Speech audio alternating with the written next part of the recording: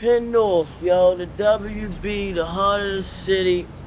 This is where everything goes down. With a smile or a frown, you can get whatever you want right now. We on North Avenue. Police sit out here every day. They just sit there and watch niggas buy drugs every day. 24 hours a day, the police sit on that corner, across the street, on the corner of Penn North, going east. Mass transit police sit on this corner 24 hours a day, going west. I don't want to buy nobody to come past here. Now that you catching the bus and getting the subway. Only thing I know is a bunch of dope got given out. They did some pills. People started dropping like flies. I look kind of fucked up because I just been Narcan, a few times. As you can see, they gave out free drugs, and I guess they think that trying to kill us will bring them more money. Really today, it really took a toll on me when I woke up and found about 50 people OD'd and 6 people died. It scared me, but it seemed like drugs still playing a part of my life. I felt worse after they woke me up, and I started coming back around and realizing where I'm at and what was going on. And I said, God damn, they just brought me back to hell when I was just in the most peacefulest place ever.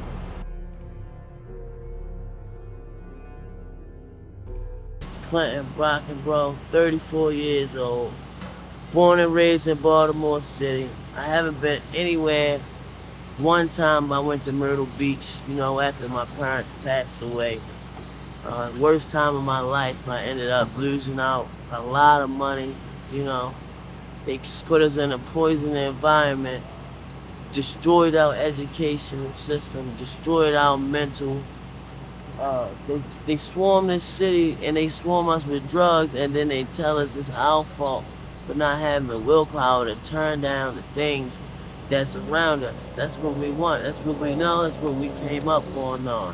I was introduced to drugs when I was fucking 10 years old. I never thought that I would become a drug addict. I never thought that I was sniffing dope, shooting dope, smoking coke. I never thought that I would be the one out here that the youngers is calling Unc, and the other ones are yelling, hey yo, we got T's, and I'm running for them, and I'm waking up in the middle, butt naked in the middle of the street or in the emergency room strapped to the bed. I never seen these things for my life. And people say, yo, you always got time to turn it around, but once you at a certain age, shit, wrap it up. Don't worry about yourself and just focus on the youth and help change their lives. Because, I'm gonna be real, it's too late for me. 8 people in intensive care, 5 people was dead now. I was almost the 6th person. I felt relieved. I felt worse as I came back around. Worse is not a word. But I felt worse after they woke me up, and I started coming back around and realizing where I'm at and what was going on. And I said, God damn, they just brought me back to hell when I was just in the most peacefulest place ever. My name is Dustin. I just recently got clean, got on methadone, got myself some help. Just because of things like this, I was scared for my life, I don't understand why other people aren't, but hopefully this will open up somebody's eyes, you know what I mean? How many people have you seen die to overdose out here before? About 20 altogether.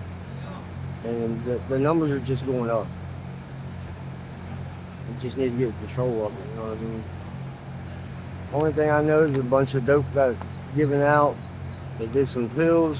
People started dropping like flies. As full as Xylazine, from what I know, I don't know anymore. Xylazine was killing people. Narcan doesn't bring anybody back from it, you know what I mean? So I had a great childhood. Everything was great until about 27 when I found my mom passed away, and then I kind of went downhill from there. Walked into her bedroom, I was waking her up so she could watch my kids. I walked into her bedroom and she was cold, she was gray, and that was it. They said she died of a massive heart attack in her sleep. So, about the worst thing that's ever happened to me in my life.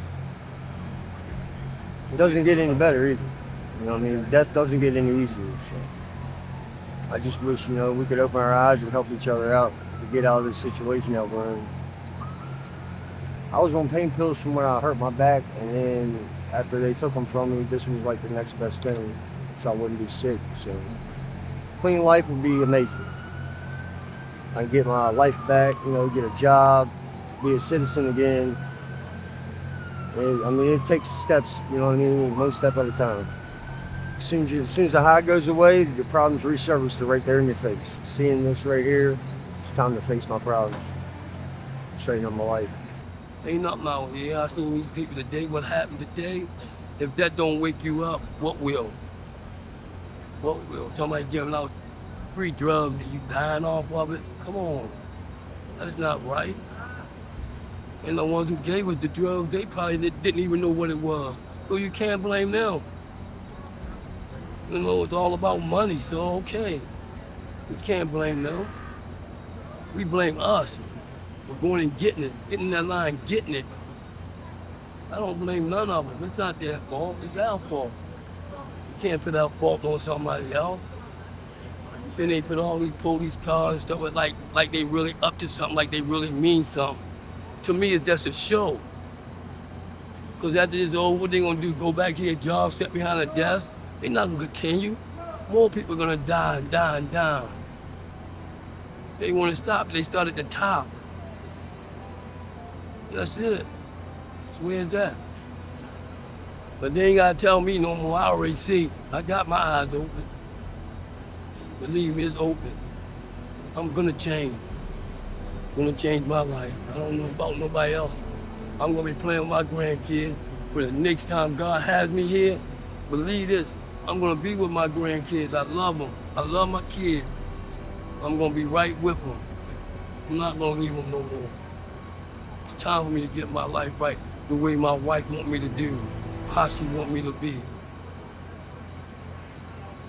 I'm gonna get it right. My name is Mark Stern. I've been messing around with drugs over 40-something years. And 2 years ago, I lost my wife. For 15 years, I had left drugs alone. But when I lost my wife, I found my way back into the streets again, started using drugs.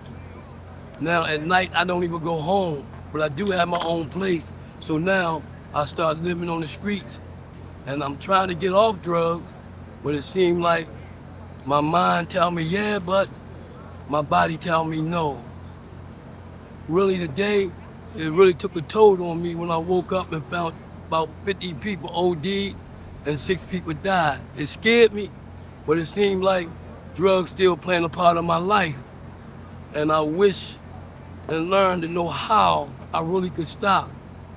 I talked to my therapist. She tried to put me into treatment. I went, but I left using other excuses. And I can't use my wife as a crutch for me to keep using drugs. And I really want to get off the streets and leave drugs alone. But in Baltimore City, to me, it's not going to happen. I think I have to leave the city to really leave these drugs alone. Because I know no sooner I leave this spot today, I know what I'm gonna do, and I hope I don't get a hold of them drugs that put everybody else out today. A lot of nights I cry, and I go to God in prayer, but it seems like God just don't answer my prayer, and I don't know what it is. I'm keep taking it back and giving it to him, keep taking it back, but I just don't know what it is today. Hello, everyone. It's your girl here, Donna Bruce. I'm back on Penn North, boots on the ground, DBU Inc. You know how important this is to me. Devon passed away 2 blocks down the street on Addict Street, and we was able to get that street renamed in honor of him.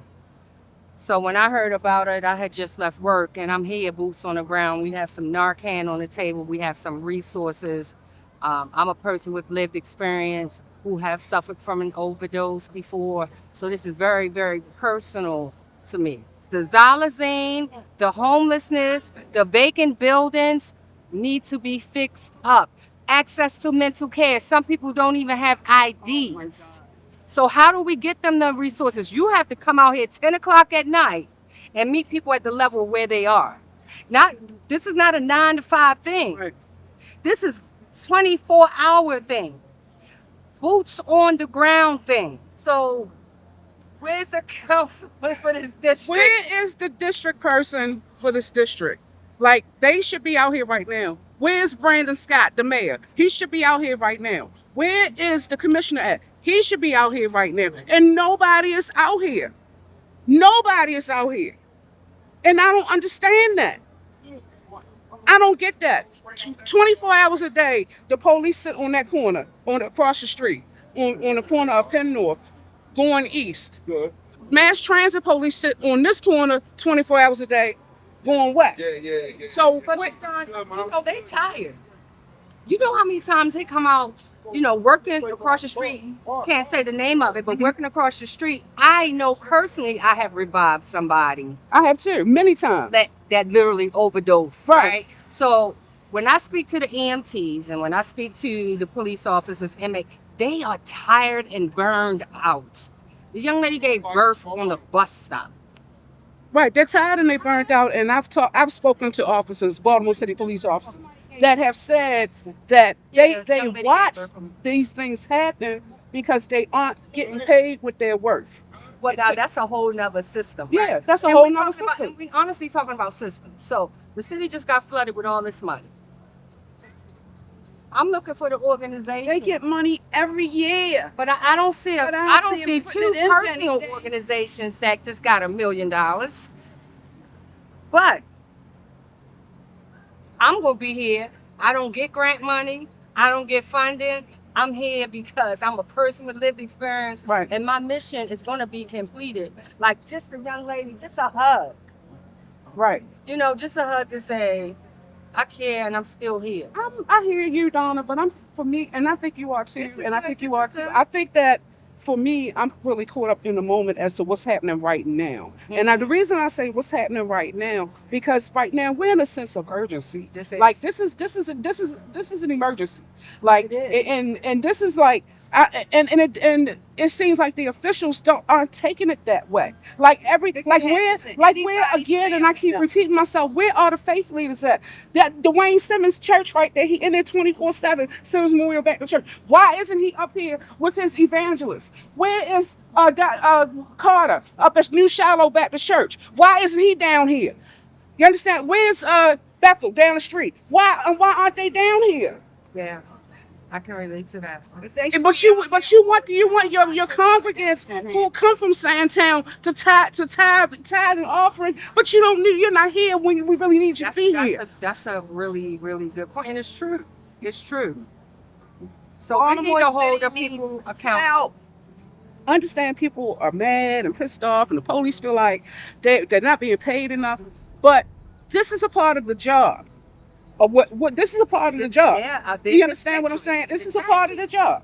Just like with Brandon Scott. Like when the kids go down Fells Point and tear it up and down Canton and they down there carjacking and let's be honest, because it's a Caucasian middle class neighborhood, they down there, but we got a mass overdose going on here in the middle of Sandtown, which is the hood. Below. they Wait a minute, people in the area are living below poverty line, and you mean to tell me that the district person is not here, the mayor is not here, and Their human needs don't need They to looking be on the met. cameras because you look. Their human we needs Seville. don't need to be met. Everybody. I don't know. If you really take a stop, There's and look, solutions, Mhm. but they don't want to. They don't want to resolve them. They like things just as they are, because otherwise, all of this would have been cleaned up. They would have found housing for these people who are just downtrodden. They don't have anything. They're depressed. They're mentally ill. They need help. They need help. Ain't got nobody to help them. Nobody looking out for them. Ain't got nowhere to live. Living in condominiums. It's a shame. Living in a fucking bando. They ain't even got the government trying to help fix it. You in a building, they won't even help you fix the building up. You living with the rat and roaches. So what else you going to do? Come home to that shit, you ain't got no lights, you ain't got no electricity. Hard to get a job. Nobody trying to help you.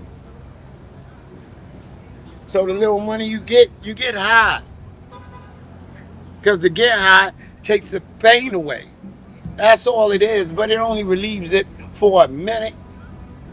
Because when the money gone, the pain is still there. When the good feeling leaves, oh my God, you still in pain. And now you in pain and you broke. Now what you going to do? Damn, I got to go out here and hustle. I got to sell some dope, some coke. I got to pitch for somebody on the street. I got to panhandle. I got to go to the store and steal socks and shoes and sugar and soap and sell this shit on the street just to put a couple of dollars in my pocket. And when you get the couple of dollars in your pocket, what you going to do? Well, I can't pay no rent where it's only a couple of dollars, so I might as well go get a pill. At least I'll feel good for a little while. A pill will help me feel good for a minute. And it's only a minute. Then I gotta go and do it again. Then it becomes a habit. Then it becomes, we are creatures of habit.